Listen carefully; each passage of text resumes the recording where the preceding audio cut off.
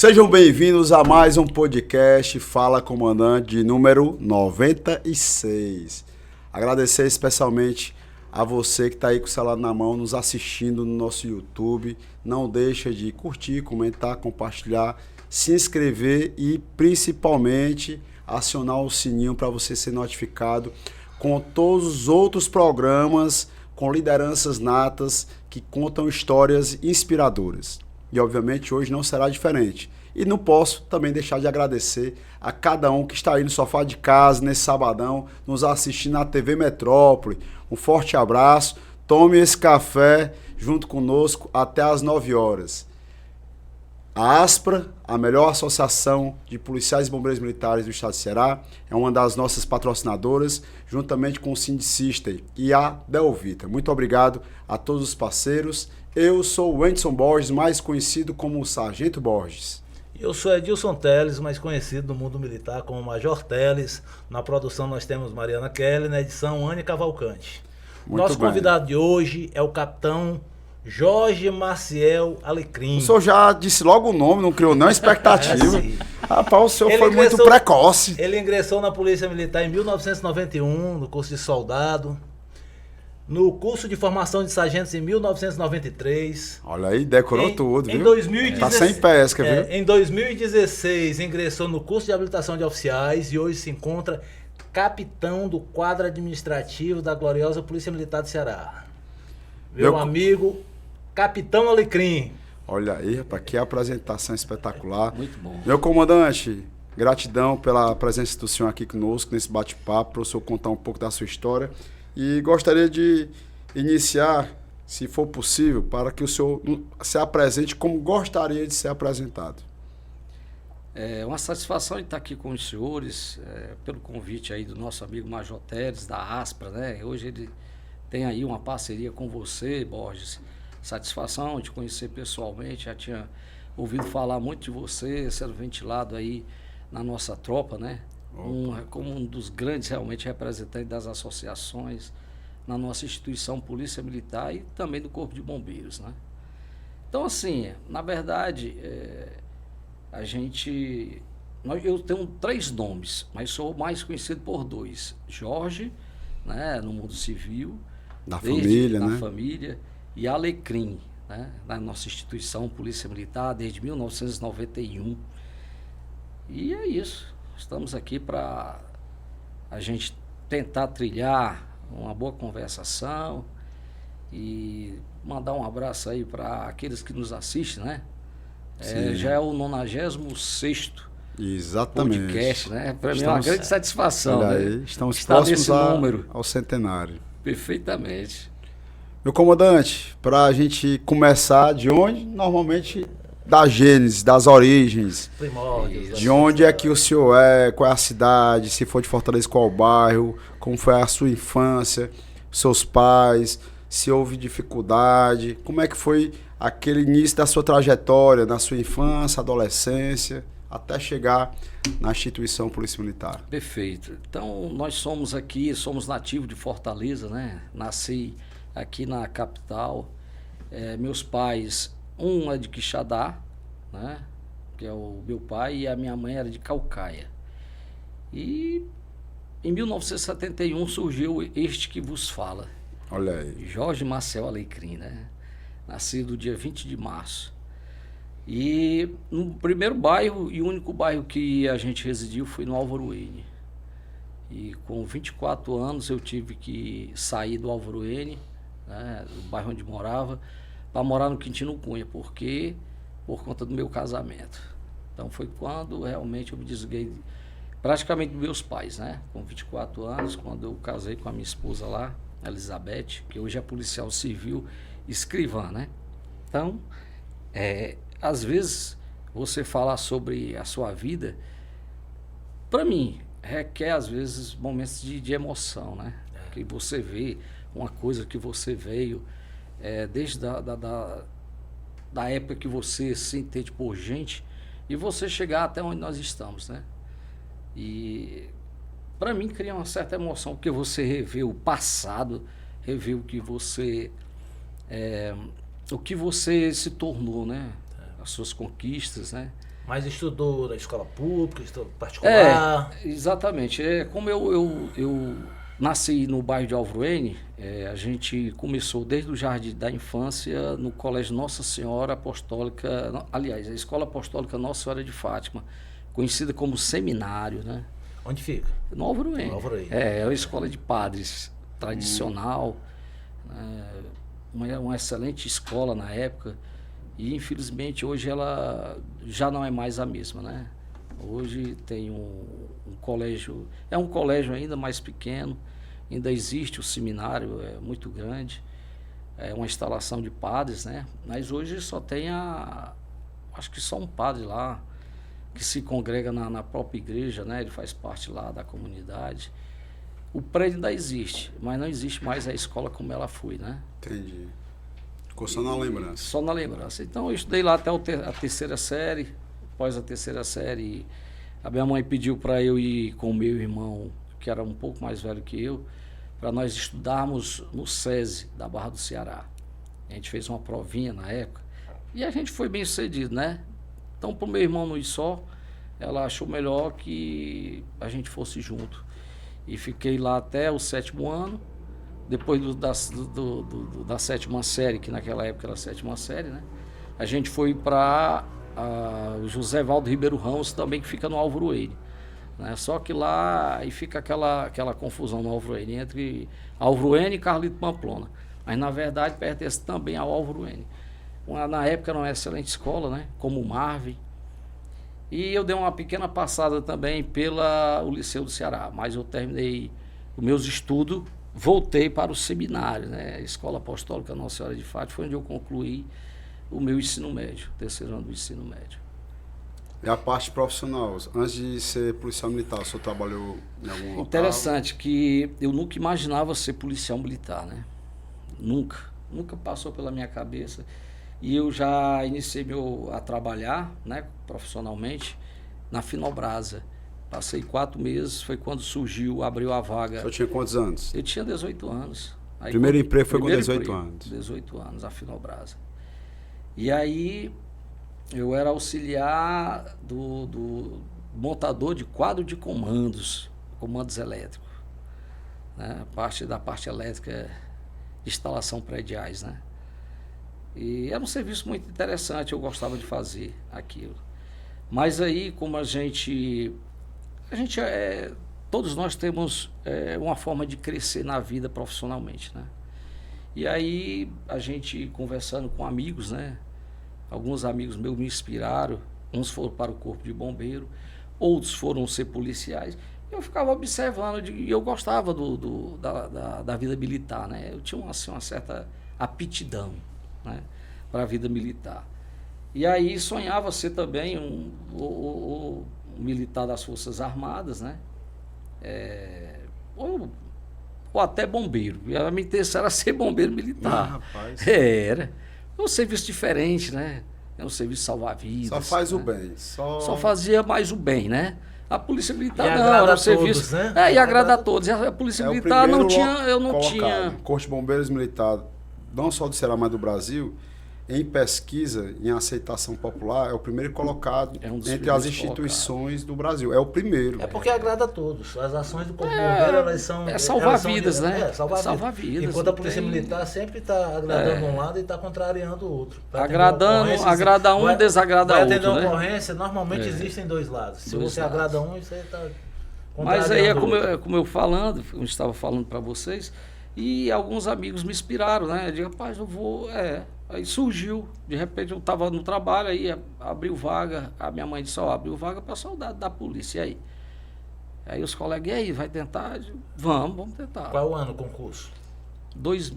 Foi 2018. Não. 88. Eu tinha 18 anos ainda, quando abriu as vagas. Eu digo assim, foi em 1990. Em setembro de 90. As provas foram em novembro. Mais ou menos isso. Foram novembro de 90 e março, no dia 1º de março de 1991, a gente iniciou o curso de formação de soldado de fileiras no Cefap. Centro de Formação e Aperfeiçoamento de Praça, Cefap. Hoje, Colégio da Polícia Militar. Hoje, Colégio da Polícia General de Gafacó, né? Minha filha estuda lá no colégio. Muito bom, né? Colégio, eu passei por lá, passei quase 10 anos como trabalhando, né? No Colégio da Polícia Militar como monitor, fui professor substituto. Bacana. Né? Na parte de História e Geografia. Muito bom, um grande crescimento profissional que a gente teve, né? Então, praticamente foi isso. A minha maior satisfação, né, quando eu entrei na instituição, e aqui eu não quero dizer que seja uma vanglória para mim, mas eu fui o 01 da turma de 91 de soldado. Olha aí, bacana. E logo 2 em seguida, anos depois, né? e logo em seguida surgiu o pilotão ambiental, né? E aí nós fomos convidados, né, a fazer parte do pilotão ambiental. Primeira turma a fundar o policiamento ecológico.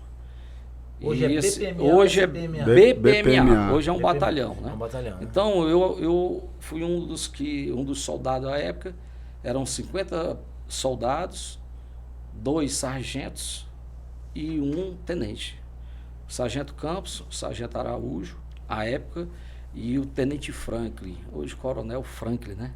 Já está na reserva. Capitão Araújo na reserva, Capitão Campos também na reserva. Coronel Franklin é aquele que passou pela cavalaria? Isso, exatamente, ele mesmo.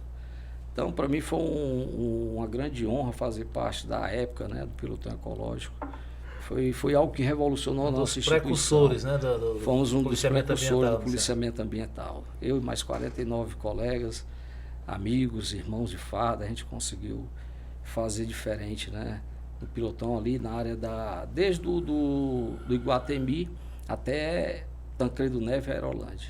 Era o nosso policial. Mas com 2 anos de polícia você ingressou no curso de formação de sargento através de concurso, novo Isso, concurso, eu tive 2 grandes satisfações, aliás 3, né? Quando eu me formei soldado, em 1991, em outubro de 1991. Logo em seguida eu fui aprovado no concurso da ESA, Escola de Sargento das Armas, e em 92 fui para 3 Corações fazer o curso... Minas Gerais. O curso de sargentos. Caramba, então do Exército. Na PM o senhor foi pro Exército. Fui pro Exército. E aí tive problemas de saúde, problema na parte do joelho, né? Na época das Olimpíadas, né? Que havia entre as armas, lá na ESA.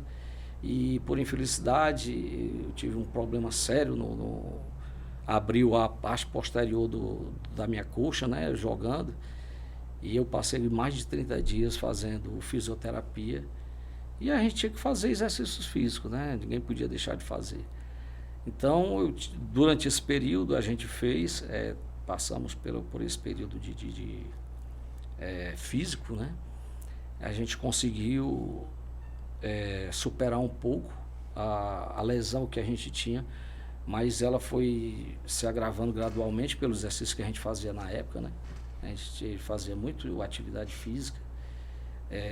E aí esse problema foi indo e a gente teve que, infelizmente, retornar para casa, né? E quando eu cheguei aqui, eu cheguei em agosto, né? Quando eu fui desligar do curso, em agosto de 92, em agosto de 1992. Quando eu cheguei aqui, aí a mãe, meu filho abriu o concurso para sargento da polícia. Aí eu, mãe, estava muito abatido, né, pela situação. E aí houve aquela motivação da família, né, rapaz, tu se deu bem na polícia, pode ser não, você é um cara inteligente, você consegue. Aí eu digo, rapaz, não custa nada, né, então vamos tentar. Aí eu como civil. Sim. E aí a gente prestou concurso novamente. Eu não conhecia essa parte de você ter iniciado o curso da ESA, não. Apesar de eu conhecer há muitos anos. Sargento das Ter Armas. saído agora. Estou sabendo agora. Mas foi uma grande, para mim também foi uma grande satisfação, um grande aprendizado que eu tive na minha vida, como ser humano e como profissional, né? E aí, para a graça de Deus, pelos meus pedidos, oração e luta, né? A gente conseguiu passar no concurso para sargento. 3 concursos. Consecutivos, né? Consecutivos, 3 anos. De primeira. 90, 91 92. e 92. Massa. E março, acho que o dia 1º de março também de 1993, nós iniciamos o curso de formação de sargentos no nosso Cefap. Bacana. Centro de Formação e Aperfeiçoamento de Praças. É uma turma antes da minha, sou de 94. Teles 94, né? E é isso, então, o nosso caminho, né? A nossa trilha pela Polícia Militar foi só de crescimento, graças a Deus. E nunca imaginava ser policial militar. Nunca. Mas, de repente, quando eu iniciei em 91 como soldado, aí ficou na veia, né? Aquela coisa, pô, policial e tal. Comecei, lógico, a gente honra aquilo que a gente faz. Eu sempre honrei pelo que eu faço. Tanto como ser humano, como profissional. Então, aquilo, eu disse, rapaz, eu acho que a mãe está certa, meus familiares estão certos. Eu acho que eu vou me dar bem na nossa instituição Polícia Militar. E aí, graças a Deus, a gente foi bem sucedido. Em dezembro de 93, a gente se formou sargentos. Foi classificado onde? E fui classificado no Copom. Passei uma semana no BP Choque. Todo Copom? mundo, a maioria dos que saíam, geralmente iam para o choque. É interessante esse detalhe. Ia para o choque. Hoje o batalhão de choque, uma vaga no batalhão de choque, você passa por uma seleção, não é isso? Você faz, como é que se chama? O curso, o teste de aptidão física, faz um curso especializado e fica numa fila. Antigamente, o batalhão de choque era meio que uma punição você ir para lá, porque a disciplina era altamente cobrada e não tinha nenhum incentivo. Não tinha nada. Não existia isso, não tinha nada. Era só serviços. Por exemplo, na época que eu terminei o curso de sargento, coincidiu de greve de motoristas de ônibus, greve de professores e greve da construção civil. Eu já cheguei no batalhão de choque assumindo uma fração de policiais, de 8 policiais, e ficando na frente de construção lá na Aldeota, outro grupo combatendo. A gente passou de uma semana sem ir para casa, dentro do batalhão de choque. Só ia lá, ia buscar uma farda em casa, voltava, bora onde? Montese. Você tem 1 hora para ir e voltar. Aí você engajava, aí quem estava saindo de turno B ali de serviço, eles mandavam ir dormir um pouquinho e cochilar, se almoçava, já voltava para a rua novamente, e era assim, de uma semana sem em casa. Você ia, assim, liberado uma hora, sem folga. Então, naquela época, você ia para o batalhão de choque, era a certeza de que ia trabalhar muito e o reconhecimento era mínimo. Eu acredito que hoje, se pegasse o batalhão de choque inteiro e tirasse a gratificação, que eu não desejo isso de forma alguma, só uma suposição, acho que metade do efetivo ia embora. Porque o batalhão de choque trabalha muito, é muito puxado o serviço. Muito pesado, é pesado. Principalmente CDC. Na verdade, naquela época já era, então era meio que uma punição você ir para o batalhão de choque, porque era cobrado muito a hierarquia, disciplina e muito trabalho, mas você não tinha um reconhecimento financeiro de forma alguma e a escala era muito apertada do batalhão de choque, muito mesmo.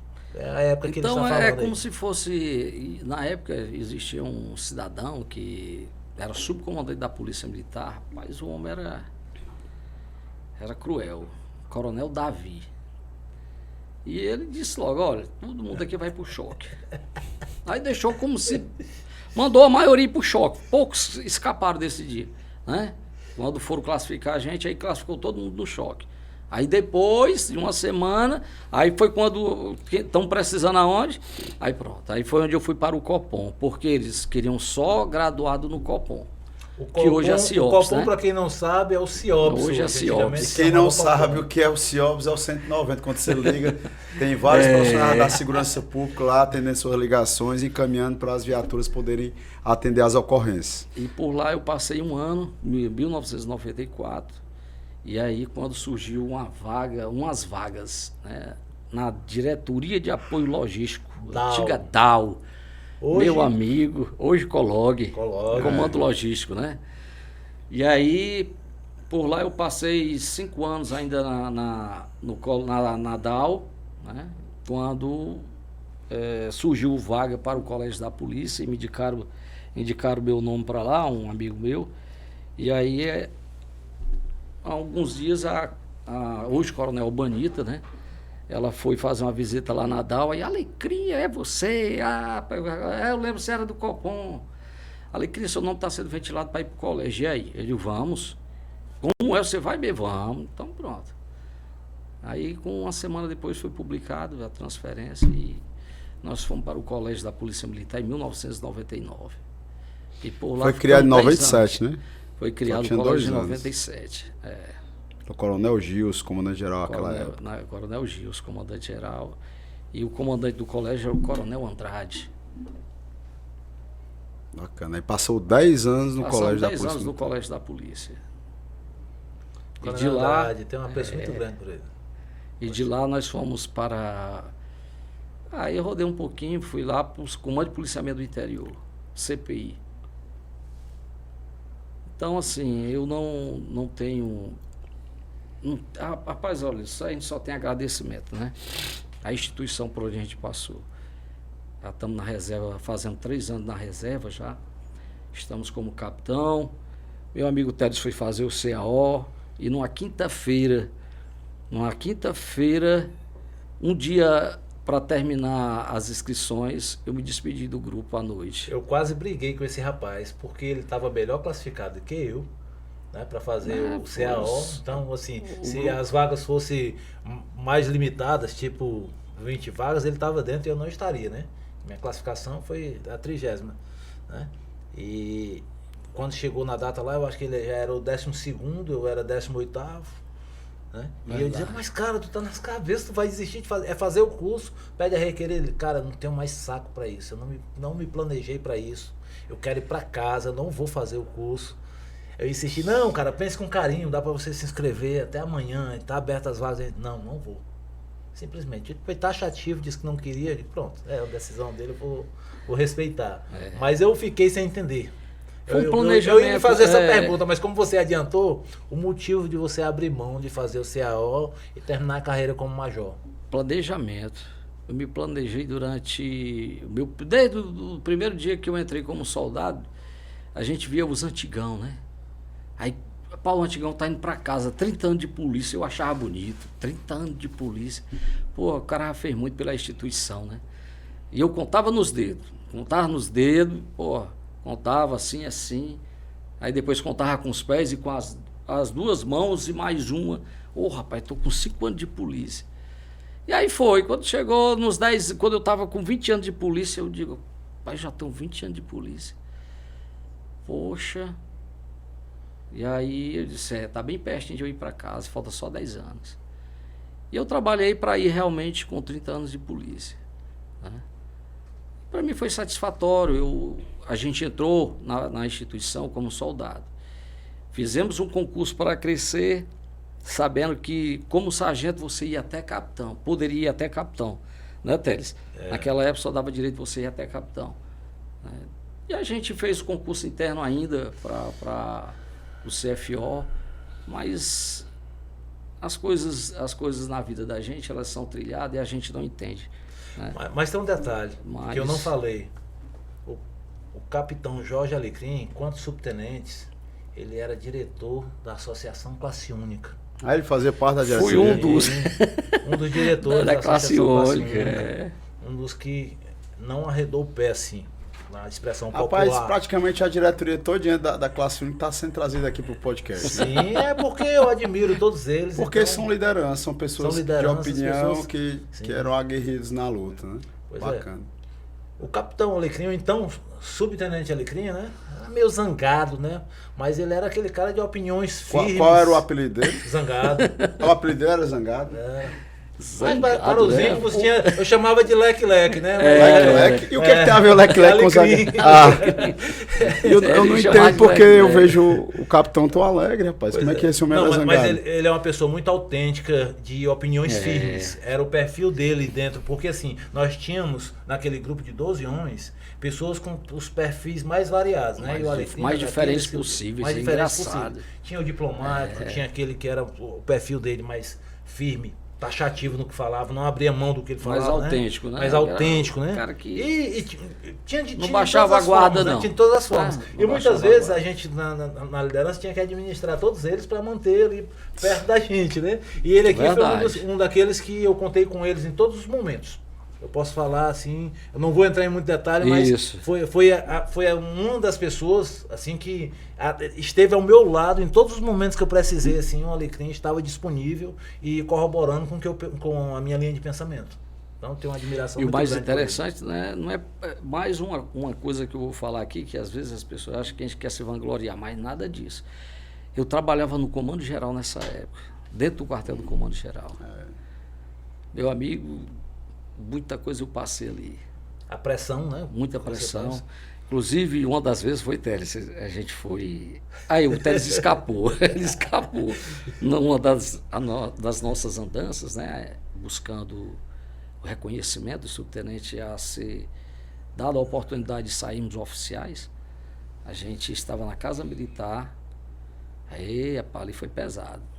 Aí tava eu, era um evento do Ceará Pacífico. Um evento do Ceará Pacífico, aí inventaram uma história lá. O subtenente se infiltrou para falar com a presidente do Tribunal de Justiça, entregar a nossa proposta, que ela, em tese, entregaria ao governador. Só que o plano foi por água abaixo, porque eles foram abordados antes de chegar até a presidente do Tribunal de Justiça. Na verdade, quando nós chegamos lá, que a gente estava reunido, a convite do deputado Bruno Gonçalves, que foi uma das maiores lideranças do governo, né? Que levantou a bandeira no nosso favor. Se não fosse também pelo Bruno Gonçalves, eu acho que talvez a gente não estaria hoje como oficiais. Concordo. Né? Ele fez uma gratidão ao nosso hoje prefeito do Aquiraz, né? Um grande abraço. E do pai dele, que o pai dele também era político na época, né? O Asilon Gonçalves, que é prefeito também de Eusébio. Ex-prefeito, né? Deixou a prefeitura. Deixou a prefeitura, foi, né? Pois é, ex-prefeito. Deixou o sucessor. Né? É um dos grandes políticos, né, do nosso estado. E graças a Deus ele nos ouviu, né, levantou a nossa bandeira. E numa dessas lá, foi a convite dele que nós estávamos na Casa Militar, né? Pai, venham para cá porque eu vou precisar de vocês aqui. Aí disseram que a gente ia abordar o ministro da Justiça que estava lá, né? Porque o Ceará Pacífico... Mas o plano o plano era para abordar a presidente do Tribunal de Justiça através do intercessor da gente. Nós tínhamos um intercessor. Do tribunal. Mas foi entregue, viu? Foi entregue. O problema foi o ministro, porque disseram que a gente ia abordar o ministro quando ele passasse. E a gente lá, todo mundo perfilado, todo mundo tranquilo, né? E a ventilação dentro da Casa Militar, que a gente ia trazer prejuízo ao evento. E nada disso. Aí as autoridades nos procuraram, os oficiais superiores nos procuraram e nos perguntaram o que a gente estava fazendo ali. Perguntou se os nossos comandantes estavam sabendo. E teve um colega nosso que passou por uma situação complicada lá, viu? Nosso amigo Jefferson, eu tenho que citar o nome dele, porque ele estava com a farda do choque. Aí pra ele um abraço aí. Hoje é capitão já, o Jefferson? É, capitão Jefferson. Um abraço ao meu amigo capitão Jefferson. Jorge Fonda. Não estava lá fardado.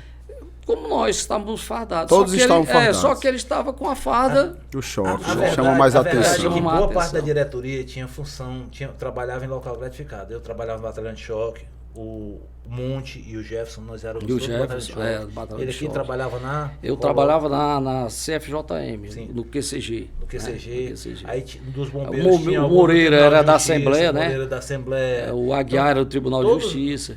O Aguiar era do Tribunal de Justiça. Aí então, tinha o Luciano. O Luciano e o Beiga era lá da Central, né? Isso. Do Bombeiro Central. Então a gente tinha muita coisa em jogo. A vida militar da gente estava em jogo ali, né? Tanto que quando terminou o curso, eu não voltei mais para o batalhão de choque. Né? Eu, graças a Deus, permaneci no QCG, mas eu não consegui permanecer sem a minha vontade, né? Mas depois eu entendi. Mas o resumo dessa história dele aí da abordagem foi parar todo mundo no gabinete do Comando Geral. No quartel do Comando Geral. Na tarde, a gente já estava indo. Já estava saindo, já tinha terminado o evento, eles iam para o almoço e a gente já estava se deslocando para ir para casa, aí a gente escutou um grito do nosso comandante geral. Alecrim! Foi o nome que... Alecrim, o que foi que houve? Eu digo, não sei. Aí quando eu olhei, era o nosso comandante. Aí todo mundo na minha sala. Não vou citar o nome do comandante, não, mas eu tenho muito apreço e respeito e consideração por ele. Eu vou falar o nome dele, Coronel Pinheiro, minha continência. Grande abraço, Coronel Pinheiro foi um dos grandes comandantes gerais, para mim, foi um dos grandes comandantes gerais que a polícia já teve. Para mim, Coronel Pinheiro. Ele fez muito pela nossa vida. Muito humano, comandante, ele foi um líder. Ele foi um líder. Muito humano. Porque nesse período aí, aconteceu aquele problema do Curió. Foi. Lembra, Teles? Recordo. Foi visitar o pessoal, levei um advogado, foi visitar ele fez uma coisa que poucos comandantes gerais fariam. Poucos. Ele foi homem. Ele foi homem, foi comandante, entendeu? Mesmo sabendo que poderia perder o cargo, mas ele fez, que poucos faria. Foi homem, foi lá e lutou pelos os companheiros que, a meu ver, foram injustamente acusados. Com certeza. Né, de terem feito aquela... Talvez a maior injustiça do jurídico cearense. Uma das maiores injustiças do jurídico cearense foi ter... E graças também à denúncia do Ministério Público sem materialidade e principalmente, já que a gente abriu esse espaço com relação ao Curió, por eles serem policiais militares. Por eles serem policiais militares. Policiais civis não iriam sofrer essas consequências, nem um outro civil sofreria. Com certeza. Então é algo que... Eu acho que é uma das maiores injustiças que manchou e maculou a nossa instituição Polícia Militar. Certeza. Eu acho que dentro da história nossa isso aí vai ficar para os anais da nossa vida, né? Porque até hoje a gente vê colegas aí... Tem gente presa e injustiçada hoje no 5º Batalhão. De saúde, rapaz. A maioria deles perderam a saúde. Acabaram com a vida desses policiais. Destruíram a saúde desses policiais. E eu não queria estar na pele de nenhum deles, não. Entendeu? Porque, rapaz, injustiça com agentes públicos, principalmente nós, é muita perseguição, cara, com o militar. Eu não vou dizer com aqueles que não prestam, porque a gente sabe que tem uns que estão fora da linha. Eu vou contar uma situação específica. Mas são poucos, mas são poucos, exceções, rapaz. São exceções, ninguém pode ir pelas exceções, foi querendo dar satisfação à opinião pública. A opinião pública. E foi uma rede de arrasto para simplesmente só condenar de forma sumária esses policiais militares. Eu vou contar aqui uma situação específica. Eu fiz uma visita lá no 5º Batalhão, naquela data que foram recolhidos alguns policiais. Eu fui para lá também. A gente levou um advogado para lá, né, na época. E eu conversando com um policial que tinha sido meu motorista, trabalhou comigo lá por falta de 95, 96, não recordo bem. Eu não vou dizer o nome dele aqui, mas é um cara que eu conheço o perfil dele, ele não tem coragem de fazer nada desse tipo, o comportamento dele. O que aconteceu? Ele estava lá para o lado de Messejana, né? Tinha ido para casa de um amigo lá, alguma coisa do tipo. Ele estava retornando na BR, quando ele passou, ele viu uma viatura parada no local e um corpo, daquela confusão lá. Ele desceu lá no local, curioso, por isso, estava acompanhando pelos grupos, né, o WhatsApp. Ele foi lá, filmou e jogou na rede social. Foi motivo suficiente para rastrear no celular dele, que ele esteve no local e ele foi preso. Ele simplesmente não tinha nada a ver com a confusão, não é o perfil dele desse tipo de coisa. Como outros também, né? Como outros também. Não, estou colocando uma situação específica. Que eu trabalhei com ele, eu sei que ele não é capaz de dar uma pancada em ninguém. Se dissesse que era para prender e dar uma mãozada do cara, eu tenho certeza que ele não tem coragem, que eu conheço o perfil dele. Cara altamente brincalhão, manso, tranquilo. Ele foi lá, filmou e jogou na rede social, porque aquele assunto estava em pauta, todo mundo estava acompanhando os acontecimentos, e ele, como curioso, parou a moto dele, desceu lá, filmou e jogou na rede social. Pronto. Quando eu cheguei lá, ele estava preso. Achei aquilo um absurdo. Absurdo. Uma aberração. Entendeu? Mas seguindo, capitão, a história com relação... A gente fugiu totalmente do foco, né? Porque de fato é um caso extremamente triste, lamentável. A gente estava falando da classe única e quando ocorreu isso, e a gente teve que citar o nome do nosso comandante-geral à época, né? Então, em resumo, foi chamado todo mundo para o quartel do comando-geral, foi. para o acocho, até eu levei o pincel, que eu nem estava lá no momento, eu estava de serviço. Aí tinha uns que era da própria Casa Militar e outros da Assembleia. Aí o coronel disse, não, vocês aí vão resolver com o comandante de vocês, mas vocês três, eu, Moreira e o Jefferson. Aí estejam às 16 horas no nosso gabinete lá, que eu quero conversar com você, senhor comandante. Aí pronto, a gente conversou ali, a gente foi almoçar junto, ele disse, vamos se preparar para saber onde é que nós vamos parar. No mínimo vai ter uma transferência aí, né? Aí, isso aqui, nós fomos, o coronel nos recebeu, era umas 17h30, mandou a gente entrar, e aí ele começou a fazer as perguntas dele, né? Rapaz, o que foi que vocês foram fazer lá? Esse coronel, inclusive, o senhor ficou ciente. Porque ele tinha uma determinação, Alecrim, vocês vão correr atrás, mas aonde vocês forem, eu quero saber onde é que vocês estão. Era isso que a determinação dele, sim senhor, e a gente sempre Era, Teles, quando a gente ia para fazer visita a alguma autoridade, a gente falava, comandante, nós estamos indo tal, amanhã tal. O lado positivo do apoio político que a gente teve era exatamente um certo escudo que a gente tinha em determinadas ações, que o deputado o então Adriano Bento, na época. Isso, Adriano Bento. Ajudou muito a gente na época, né? Eles faziam algumas movimentações que nós, como militares, tínhamos dificuldade. E quando dava algum problema desse tipo, a gente usava o nome deles, né? Que nós estávamos lá a convite dele, realmente ele havia convidado na data. Né? Isso. Então, qualquer coisa, ele disse, olha, não se preocupe. Porque o que eu puder fazer por vocês, eu vou fazer. Já estou aqui e o convite foi meu. E aí o Coronel Pinheiro começou a nos interpelar. E a gente disse, Coronel, o senhor viu o que lá de errado conosco? Não, rapaz, disseram que vocês... A gente fez alguma coisa, o senhor viu a gente abordando alguém? Não. Pois é, então aquilo ali foi falácias, né? Sobre nós, porque, comandante, nós fomos moldados... Eram apenas atos preparatórios. Nós fomos moldados no Cefap, o senhor sabe das nossas andanças, né? A gente... É difícil, lógico, subtenente sair da linha. Aí pronto, a gente começou a conversar, ele começou a ver com outros olhos. E ele disse, rapaz, estava ele e o Coronel Kennedy. O Coronel Kennedy era o 03, né? Como se fosse hoje, eu não sei se ainda é hoje DPGI. Então ele era o chefe da DPGI, era o terceiro homem da polícia, estava ele e o Coronel Pinheiro, né? Conversando conosco.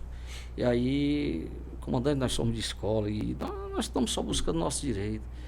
E aí ele disse, rapaz, realmente nós temos que fazer alguma coisa por esses meninos. Porque nós fomos sargento também, né? E graças a Deus, com esse passado, né, da classe única, a gente conseguiu a nossa conquista, né? E hoje nós somos oficiais, que é o A, eu, capitão, nosso amigo Teles Major, né? E outros colegas nossos aí já... Muitos, né? Já pretendendo sair tenente-coronel. Eu acho que nós já temos algum tenente-coronel pelos bombeiros, já? Não, né? Da nossa turma não, né? Da nossa turma acho que ainda eu acho que ainda não. É um grande marco, né, capitão?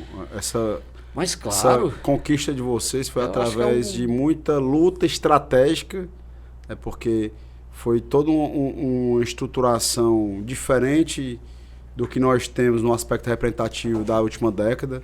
Então, realmente foi formatado um jeito de buscar o diálogo, mostrar as dores e dentro dessas interlocuções também convencendo pela vaidade os políticos do que eles poderiam se capitalizar, né, com tudo o que está sendo feito. Eu tenho uma luta em específico, que é muito semelhante à de vocês, na qual, particularmente, eu estou fazendo só parte, eu não estou encabeçando, eu não sou o protagonista, mas é relacionada aos os irmãos do BSP, os policiais militares que lá estão. O BSP ele possui um pouco mais de 1.000 policiais militares, e 800 e pouco foram aqueles que já tinham ido para casa depois de 2015, e eles não foram contemplados com a lei de promoções antes. E aí foram para o BSP e estagnaram, estão na atividade, né? Estão arriscando suas vidas. Eles não foram alcançados pela lei 15797. Isso.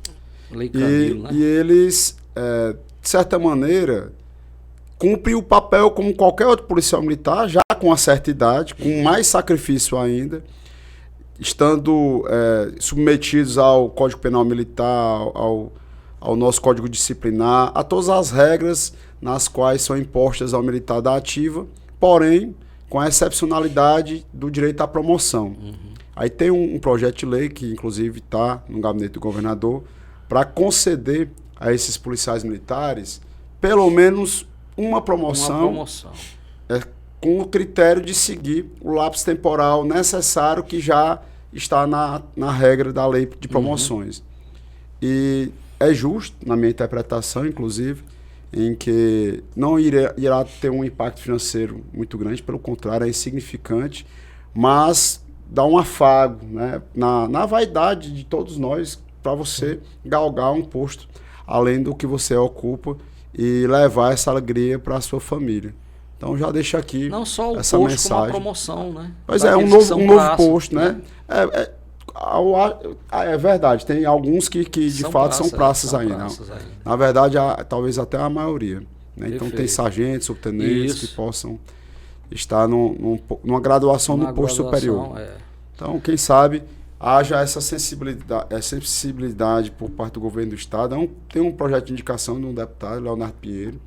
Então, eu vejo que se tiver uma frente de pessoas para uma causa e tiver uma estratégia semelhante ao que vocês tiveram, querendo ou não, é um grupo razoável, semelhante ao de vocês, que eram 900 naquela época, então são quase 900 famílias. Perfeitamente. E um impacto financeiro bem menor e não tem um custo tão alto. E, na minha interpretação, o próprio governo irá se capitalizar, né, com um grupo de famílias que poderão, inclusive, ajudar ano que vem. Mas é claro, né? E assim, eu vejo também com uma grande, um grande reconhecimento a esses policiais, né, que retornaram à ativa, né, se comprometendo novamente a se dedicar ao serviço militar, apesar de ser no patrimônio, né, nos locais de patrimônio do Estado, mas estão exercendo suas atividades normalmente, como os colegas da ativa, né? Com o risco da própria vida e com a gratificação pífia. Isso ridículo, sem falar, isso aí sem falar que já existiu um outro projeto que falava sobre a substituição do policial administrativo, do praça administrativo dentro das unidades, por policial do patrimonial. Seria interessante para poder aproveitar melhor, para aqueles que estão em casa, né? Para o efetivo operacional trabalhar realmente onde onde ele deveria. Já apresentei para o comandante-geral anterior, o Coronel Clênio, através de ofício e de reunião. Conversei já com o Coronel Sampaio, porque o que ocorre? Trazendo clareza do efetivo da Polícia Militar do Estado de Ceará, ele, em proporcionalidade à população, à extensão territorial do Estado e ao número de municípios, nós temos entre o 5º e o 6º melhor efetivo do Brasil. Então, se formos avaliar friamente, o efetivo da Polícia Militar não é tão ruim, mas talvez esteja sendo um pouco mal aproveitado e mal distribuído. Por exemplo, nós temos aí uma média de quase 500 policiais militares que ainda trabalham nos presídios militares, aliás, nos presídios comuns, onde tem polícia penal. Policial penal, né? Ou seja, 500 policiais já é a metade de um concurso público, né, que normalmente se tem. E quando vê alguns desvios de função e muitos policiais também de licença médica, então já são aí uns 2 concursos públicos que nós teríamos de efetivo na rua, na ponta. Então, se você ainda trouxer aqueles que estão em casa, que querem retornar ao trabalho para fazer o trabalho administrativo, e pegando estes que estão internos e colocando na rua, é mais ainda efetivo. O que eu quero dizer com isso? Talvez não haveria necessidade de concurso público para os próximos 2 anos. Sim. Isso acarretaria, inclusive, de uma economia nos cofres públicos e essa economia pudesse ser investida em valorização salarial para os policiais e bombeiros militares do Estado de Ceará. Então é uma conta simples no qual a gente traz com uma característica que é a máxima que a gente sempre comenta. Nós precisamos de qualidade, não só de quantidade. Não adianta termos muito policial na rua, desmotivado e vendo a violência crescer. Então, são 2 pilares, capitão, que costumeiramente eu falo, que é necessário para que a gente possa injetar um ânimo maior, uma motivação maior para o policial militar em especial. É respaldo para trabalhar. E isso, aparentemente, pelo menos através da CGD, nós estamos tendo, que é você se utilizar das excludentes de licitude para poder cumprir a missão na ponta, né? Seja o considero isso uma grande mudança de cenário. Porque o discurso do governador parece que já está refletindo na CGD.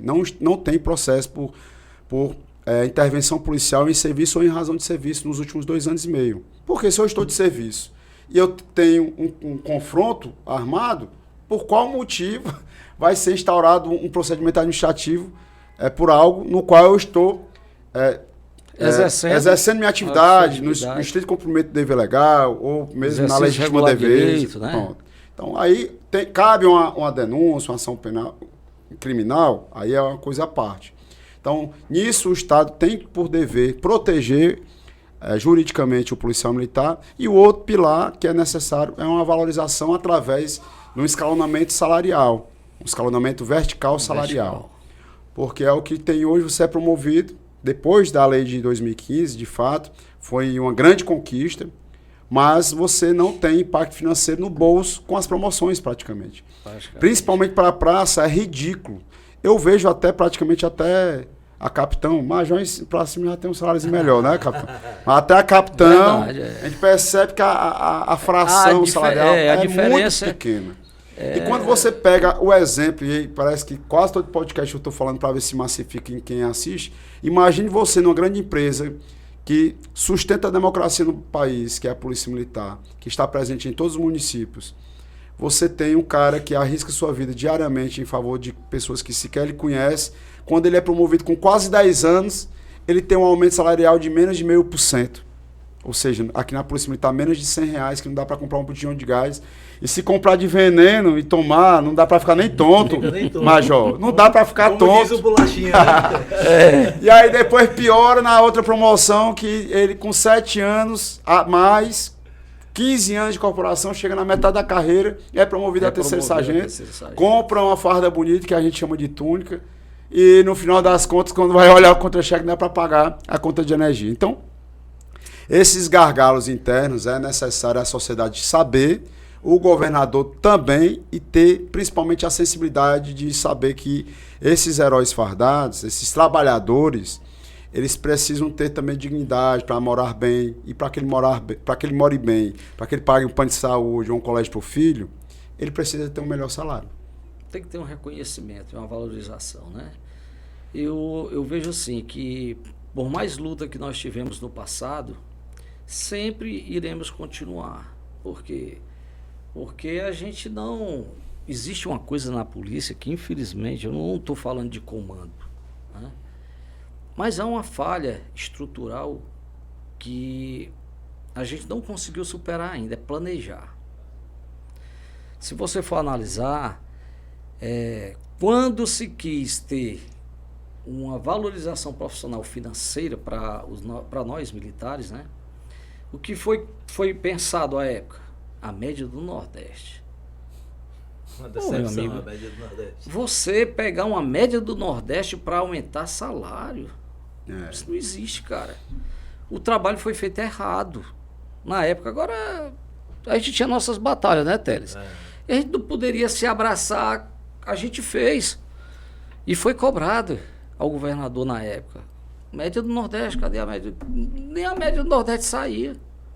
Até que um dia ele resolveu dar, pai, vamos dar a média do Nordeste. No discurso de improviso, na sanção da lei 16023, eu cobrei o governador sobre a média do Nordeste. Depois eu caiu a ficha da... Meu Deus do céu. Rapaz, podia... Momento de agradecimento, agradeci, mas eu cobrei a média do Nordeste. Mas, naquela época, média do Nordeste. Por quê? Porque os próprios colegas nossos e amigos nossos, que eram políticos, se abraçaram a média do Nordeste. Então foi errôneo. Eu vejo o seguinte, entendeu? Por qual motivo eu defendo tanto o escalonamento vertical salarial? Primeiro porque tem uma lei federal, nossa lei orgânica, na qual define que tem o escalonamento. Porém, ela não fala qual é a porcentagem. Perfeito. Então, se nós avaliarmos bem, o teto é o coronel, o piso é o soldado. Você escalona proporcionalmente esses salários em toda a carreira, você faz justiça social. Isso. Você reconhece que o maior salário é quem é merecedor, que é o coronel. E se hoje nós fizéssemos o escalonamento vertical salarial proporcional e justo com o que nós temos hoje, com o salário do soldado e com o salário do coronel, e aí toda essa base, do início ao final, fosse proporcional, já iria dar um impacto financeiro muito razoável aos praças e aos oficiais intermediários. Perfeito. Obviamente que a gente não pode propor algo que estagne o salário do coronel, porque senão nem ele vai nos apoiar na causa. Sim. Mas mesmo assim, vamos pegar aqui, hoje o coronel ganha R$ 26.200. tudo que eu vou falar, obviamente, eu vou falar o salário bruto. Se nós tivermos um subtenente ganhando a metade de um coronel, que é o final da carreira da praça, seria 3.100. Hoje o subtenente ganha menos de 9 mil. 9 mil. Então já iria ser 4 mil reais de aumento. Se nós permanecêssemos com o mesmo salário do piso, que é o soldado 5.850, e o coronel 26.200. Então, para vocês entenderem que, independente qual for a época, independente como for em os outros estados, independente do que acontecer no Brasil, se nós sempre vai se manter. Exato. Manter um padrão proporcional. Se crescer, todos crescem. Exato. Não é? Acabou. E a intenção é essa, é a gente subir. E nunca vai ser descer, para todos, né? Então, a É. nossa luta, eu costumo dizer que é do soldado ao coronel. Obviamente, sobe o teto do coronel, o valor ainda superior. Inicialmente, nos diálogos, nós falávamos na equiparação ao delegado, só porque também a gente tem que entender que o militar, por mais que ele seja cerceado de diversos direitos constitucionais, inclusive, ele tem algo que ainda se mantém, que é a paridade e a integralidade. Ou seja, você leva para casa o que você ganha na ativa e você recebe todos os aumentos que o da ativa também vai receber. Isso quer dizer que um delegado que tem o melhor salário dentre os profissionais de segurança pública, que hoje é 34 mil, mas quando ele vai para casa, se ele estiver pagando uma previdência particular, ele não leva tudo. Não leva tudo, Então, querendo ou não, se nós aumentarmos o salário do coronel ali em algo intermediário, entre 26 e 34, ficando ali perto de 30, algo nesse sentido, e trouxer essa proporcionalidade para todos, nós vamos ter, para o resto da vida, uma carreira digna, onde quem ingressar hoje como soldado da Polícia Militar nunca mais vai sair. O que acontece hoje? Mal o policial militar inicia a sua carreira, ele já está estudando para sair. Por isso que, dentre outros tantos tópicos que a gente trata na nossa pauta de valorização, além do escalonamento vertical salarial, tem também não só a retomada do concurso para sargento, mas mudando a nomenclatura e criando a seleção interna para sargento. Para que o cabo soldado, ao invés de estar estudando para fora, ele estude para dentro.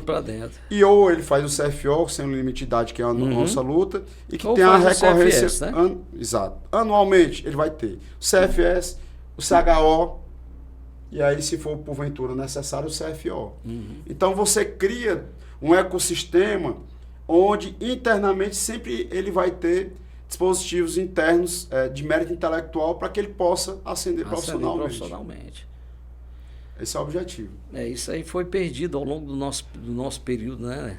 Pelo menos enquanto eu tive, durante 30 anos, a gente perdeu muito essa valorização das praças. Pois é. Principalmente para o soldado. Hoje, pela previsão do posto de tenente-coronel para o praça, é necessário que se mexa novamente na lei de promoções para dar a possibilidade do soldado chegar a esse posto. Porque hoje não tem como. Criou, quer dizer, inclusive erroneamente, não foi proporcional às vagas para tenente-coronel. Criou 3 para o bombeiro e 3 para a polícia militar. O efetivo do bombeiro é 1.550 homens, a polícia militar é 23 pois mil. Assim, com todo respeito. Avanço houve. Era uma vaga para 3, bonito. Mas poderia ter pelo menos triplicar o da polícia militar. O que acontece hoje é o seguinte, quem está chegando ao posto de tenente-coronel, via de regra, é quem prestou o concurso para sargento. Porque ele deu um salto já na carreira. Naquela época. Ou seja, hoje os que estão fazendo show já estão com 24, 25, 26 anos de polícia militar. Então o que acontece? Tá cansado, vai chegar um determinado momento. Certamente está cansado. Que essa turma que quando foi o último CFS? 1998. 1999. Quando a turma de 99 chegar o momento de sair tenente-coronel. E esse CFS foi interno, né? Esse CFS foi interno, viu? O de 99. De 99. Né? Então, foi só para soldado e cabo. Pronto. É o que a gente está buscando. O que acontece é o seguinte, em tese, a promoção a tenente-coronel ela vai caducar. Vai existir as vagas lá, mas ninguém consegue alcançar. Ninguém consegue se alcançar não mudar a lei, por tempo. Entendeu? É uma lei, que criou o posto de tenente-coronel vai caducar. É a mesma coisa, por exemplo, da questão da lei 16023. Chegou um determinado momento que ninguém se encaixava na lei. Entendeu? Porque normalmente quem chegou foi quem cursou o CFS. Isso. Só alertar, porque muitas pessoas que nos assistem, capitão e major, são civis e são pessoas que muitas vezes não estão entendendo qual é o diálogo que nós estamos tendo aqui. Para resumir, nós estamos falando nas questões internas que reflete diretamente na segurança pública para você, cidadão de bem cearense. Porque se não modificar diversos dispositivos dentro da Corporação Polícia Militar e Corpo de Bombeiros Militar, como todos nós somos seres humanos, ou seja, não há uma máquina que esteja na ponta fazendo a sua defesa, é um homem, é uma mulher, então ele precisa ter possibilidades de fato ser reconhecido pelo governo do estado e ele tenha a devida motivação, como é o normal de qualquer trabalhador, para que ele se empenhe, se dedique muito mais em defender você, cidadão cearense. Porque senão a gente fica falando entre nós e aí fica num o público civil não compreende, né? O que nós estamos falando, né? Mas na verdade é sobre a progressão da carreira de um militar. Tem que se atentar a esse detalhe. Ele fica falando de lei, não sei o que, shows, esses filhos da mãe. Então é fresca de minha cara, eu vou tirar aí da TV Metrópole, porque... Calma, mas não tire. Porque agora estamos... chegando na reta final, e eu me esquecemos de fazer uma pergunta. Não, a ocorrência foi em 2024. Por cargas d'água, o senhor foi candidato a vereador de Fortaleza no ano passado. Verdade, rapaz. Essa era a pergunta desde sempre. Isso. Rapaz, houve uma motivação, na verdade, por colegas, né? E depois chegou a família. E aí disseram, rapaz, Alecrim, tava de férias em casa, aposentado. Aposentado em casa, vai ver se tu consegue alguma coisa para nós. Vai fazer, vai trabalhar da política. E realmente, assim, como a gente já veio naquela luta, né, Teres? Eu fui também diretor da Associação Subtenentes e Sargentos, há épocas passadas aí, e, na verdade, a gente sempre achava que poderia ter alguém que realmente brigasse por nós, né? Brigasse realmente pela classe, pela instituição. Né? Eu não vou fazer críticas, né, ao Wagner Souza, não vou fazer críticas a Reginauro, não vou fazer críticas ao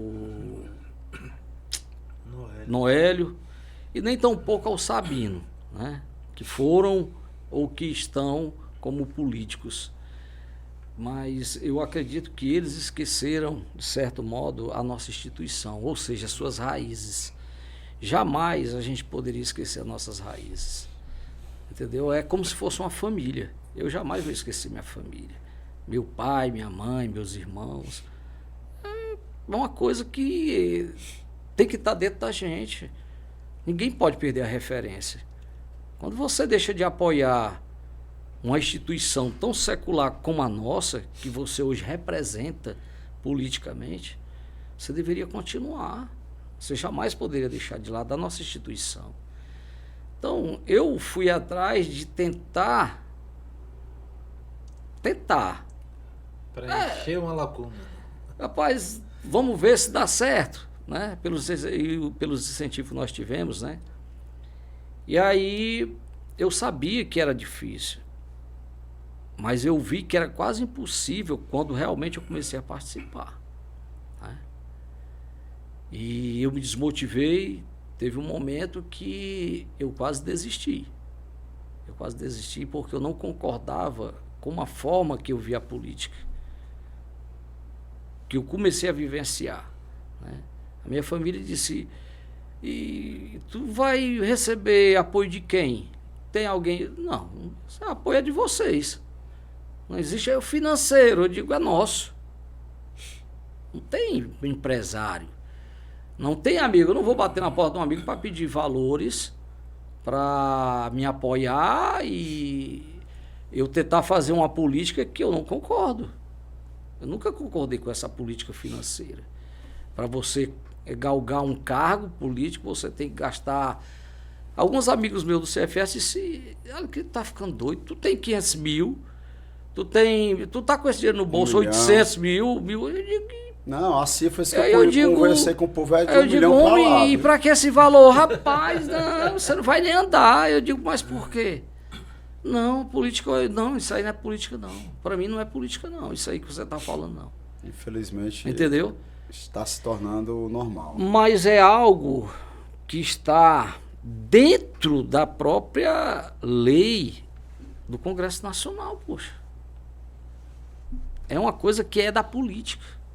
Para mim, eu vou ser sincero com vocês, para mim, isso é desonesto. Para mim, não deveria existir. O partido político pegar um valor que deveria ser colocado para servir a população brasileira, aí você destina esse valor para político fazer campanha política. Onde é que... Num país sério, num país sério. Pois é, num país sério isso acontece, não acontece. Quando eu digo um país sério, cara, vocês desculpem até a expressão, quando a gente fala num país sério, é o país que tem leis, que tem os bons costumes, que tem valores morais, e não essa anarquia que nós temos no Brasil. Isso aqui nunca foi democracia não, meu irmão.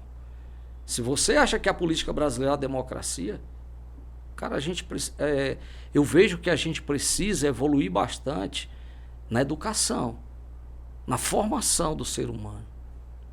Entendeu? Isso aí vem do berço. Vem do berço. A escola, ela apenas lhe auxilia para que você se torne alguém que você deseja. Pode ser um cara bom, pode ser um cara ruim. Né? Ela passa informações.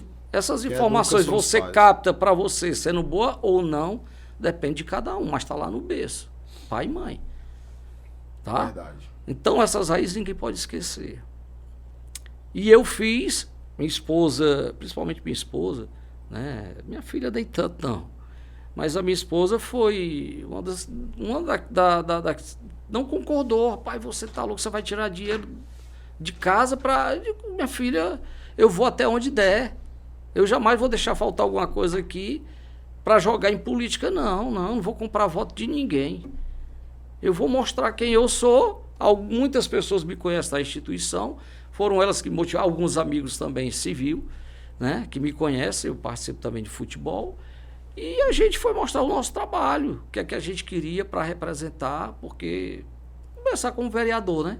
O senhor tirou uma votação semelhante à do Coronel Viana, né? Foi bem próximo, né? Foi bem próximo. Então, assim, eu joguei limpo com a sociedade de Fortaleza. Você está entendendo? Como alguns colegas também fizeram a mesma coisa. Eu fui do partido PL, né? Que é um partido considerado de direita, considerado, mas na sua raiz ela não é. Para mim, não. Na verdade, essa questão de direita e esquerda é muito da pessoa, porque se nós formos depender do partido... Porque o partido mesmo deveria filtrar quem são realmente aqueles políticos que estão ali. Porque tem muito oportunista. Nacional, Valdemar da Costa Neto. Existe muito oportunista e outra coisa, e de que esse partido, PL? Quem é a raiz do PL? Nós estamos aqui mais por conta do presidente Bolsonaro. Eu sou muito sincero dizer para você. O PL... ele está ali por conta de Jair Messias Bolsonaro. Não é por outro, não. Tira ele de lá e vamos ver como é que fica.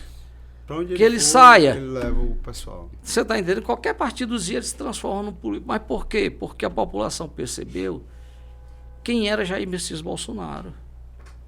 O salvador da pátria nunca será. Jesus Cristo não foi. A história cristã mostrou o que Jesus veio fazer aqui. Quanto mais Jair Messias Bolsonaro. Mas ele é uma referência política, de liderança, né, para todos nós brasileiros. Seja ele de esquerda, seja do que for. Mas para aqueles que valorizam a família, a terra onde você nasceu, valoriza aquele que faz a gente estar vivo, respirando talvez o mesmo ar. Entendeu? Se valoriza essa tradição, que é louvável essa tradição, a família. Eu não vou nem falar que é a base da sociedade, todo mundo sabe que é o alicerce do mundo. Homem com homem, dá lobisomem. Mulher com mulher, dizem que dá jacaré. Você está entendendo? Não tem, cara, procriação disso não. Homem com mulher, não existe isso, cara. A base de todos nós é a família, quer você queira, quer você não queira. Agora, se você quer servir ou quer seguir uma outra forma de vida, de cada um, ninguém pode, aí não pode haver discriminação, tem que respeitar. E na política, eles estão fazendo de tudo para que essas coisas aconteçam, essas briguinhas de classe, sabe, de raça, que não existe raça, entendeu? Que é as etnias. As divisões, essas divisões de classe. Entendeu? Então, eles fazem isso. É uma arte que eles usam, da ideologia deles, que eles acham que... Mas não é, meu irmão. Essa mesa aqui, ela é de madeira, ela não é de pedra, não. Você pode dizer até que é de pedra, mas é de madeira. Entendeu? Essa aqui, nós estamos tocando aqui. Isso aqui, uns dizem que é porcelana, ou pode dizer que é de vidro, tem as mesmas semelhanças. Mas ela é diferente da madeira. É o preto no branco, não existe. É a realidade, né? Uma coisa é pedra, outra coisa é água. Não é? O que é que você está querendo dizer com isso? Eu estou querendo dizer que a nossa política, ela não é uma política verdadeira democrática. O nosso Brasil, não. De 20 anos para cá, ela não é. A meu ver. Eu não estou falando isso aqui de abobrinha, não. Eu falo com conhecimento de causa. Que a gente tem... é porque Canudo, se for falar por Canudo, por conhecimento que não é empírico, científico, a gente tem as nossas formações de história e geografia. Então, não estou falando abobrinha aqui. Se você quer conhecer tudo que nós conhecemos hoje, você vai para a história. É a nossa fonte. É ela que diz antes e depois. Existe uma coisa interessante na história que ela não fala, não relata, nenhuma ciência relata. Não existe futuro. Mas existe uma coisa chamada tempo. O tempo, ele não para. E ele não volta atrás. Então, meu amigo, a história, ela relata isso aí. Até aqui, onde nós estamos conversando, ela está relatando. Para lá, ela não sabe. Ela ainda não chegou. Entendeu? Muito bom. Mas o tempo, ele é o dono de tudo, a meu ver. Não sou físico, não sou engenheiro, não sou químico, nem matemático. Sou apenas historiador. Mas pelo que eu vejo do tempo, o tempo é o nosso maior professor. Ele é que nos move. Se você ficar parado, meu irmão, você vai ficar para trás. E você vai perder o momento. Então nós temos que viver o momento. Esse foi um dos motivos também que me levou a ir para casa. Foi tomada a decisão. O tempo. Entendeu? Eu olhei para o meu passado, de 30 anos atrás, aonde eu estava. Pô, eu tô bem? Tô. Como é que tá a saúde? Tá esperando o quê? Tá respondendo alguma coisa? Né? A gente tem o receio de responder alguma coisa na nossa instituição. É ou não é? Tô bem, cara. Tô tranquilo. Pô, esse é o momento. Eu pedi a Deus para chegar até ali. E eu tô bem. Vou pedir mais 2 anos a Deus, cara. Deus disse, rapaz, tu me pediu 30. Esses 2 anos, eu não sei se eu vou te ajudar, não. Não é? Quero mais ou menos isso, né, Teles? 2 anos. Não, tô satisfeito, chefe. Vou para casa. Pronto. Acabou. Satisfeitíssimo. Viu, Borges? Parabéns pela sua coragem. Satisfeitíssimo. Abrir mão de uma promoção, né? Pelo objetivo que ele tinha. Eu acredito que aqueles que nos assistem, que é o público civil, ele talvez entenda o que a gente está falando agora. Não é? Porque, na verdade, não se passa 30 anos na instituição por passar. A gente passa... São 30 dias, né? Passa trabalhando, meu irmão. A gente perdendo muita coisa, perdendo noites mal dormidas, perdendo tardes mal dormidas, perdendo ausência com a família, de vários sentidos, esposa, filhos. Por que a gente se alonga, né? A gente se alonga, eu não vou falar aqui não, porque a gente vai se alongar muito. E a gente já ultrapassou exemplo de vida é muito interessante. Pronto. Mas a gente tem outras oportunidades, capitão. Fico muito grato pela participação do senhor. Eu vou deixar aqui o major para destinar o último comando, para a gente poder nos despedirmos. Nem me planejei, pai. Estava tão empolgado ouvindo aí o nosso capitão, que eu não me planejei para o que eu ia dizer, mas eu diria... Pode falar primeiro. Hoje eu não me planejei para falar, vamos lá. Se você tem alguma inspiração. O meu é memórias, né? Uhum. E decisão. Perfeito. o senhor traz uma história que tem uma cronologia com começo, meio e fim. E o seu fim foi realmente consciente com a tomada de decisão. Na nossa instituição, né? Foi. Na instituição. Algumas pessoas ainda, alguns amigos, né? Até mesmo alguns comandantes meus ainda me perguntou, rapaz, como é que pode? Até hoje nós estamos para entender.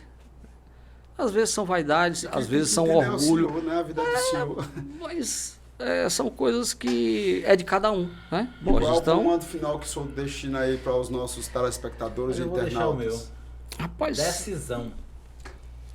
Decisão, porque o perfil dele é esse. Desde quando eu o conheci, ele sempre teve muita definição no que quer na vida, né? Assim, foi muito taxativo nas coisas que ele defende, deu para perceber que ele tem esse perfil de não tem meias palavras, ele é muito decidido no que quer, tanto que encerrou a carreira quando ele achou que deveria encerrar, mesmo tendo em vista no passado, num presente muito próximo, né? Uma promoção, ele abriu mão e não abriu mão do planejamento anterior que ele tinha. Mas assim, a gente só tem aqui, eu agradeço muito a Deus, né? Que pela oportunidade que foi me dado, né? Durante essa minha trajetória de vida, principalmente profissional, e ter me conservado como eu estou hoje, né? Graças a Deus, eu acho que eu passei bem pela nossa Polícia Militar, porque é um trabalho muito difícil que nós fazemos na rua e a sociedade eu acho que ela nunca vai compreender isso, porque é muito estudo, né? Para que a sociedade, de um modo geral, ela compreenda o que cada um faz, né? O que cada instituição faz, o que cada um representa dentro de uma sociedade. Então a Polícia Militar dizem que é o mal necessário. É como o Teles falou no início, você agrada um e desagrada outro. Não tem como, né? Verdade. Numa ocorrência policial, geralmente você vai agradar um e vai desagradar outro. Vai agradar aquele que realmente tem a razão e vai desagradar aquele que está cometendo uma infração, né? Seja ela de que for, ou seja ela no teatro de operações de conflitos, ou seja aquela até mesmo na parte automobilística, né? De fiscalização, no caso da nossa PRE, sempre vai existir esses conflitos. Mas o importante é que nós somos sabedores que nós temos que primar pela justiça, pela legalidade, e é o que falta, eu acho que para a gente é mais justiça, sabe? Porque legalidade a gente já faz. Falta muita justiça e a justiça de lá para cá também. Porque se hoje nós estamos enxergando gelo, né, os colegas que estão na ativa, existe um culpado nisso, e esse culpado não é nosso, não. Não é a nossa instituição, não. Com certeza. Entendeu? Meu comandante, agradecer a sua participação, né? Foi uma honra lhe conhecer nesse bate-papo. Agradecer ao senhor Major, né? E agradecer a vocês todos que estão nos assistindo até o final. Muito obrigado pela audiência de todos vocês da TV Metrópole e também a você que está aí no celular na mão. Não se esquece de se inscrever e acionar o sininho. Até a próxima e a minha continência e o meu respeito. Fala, comandante.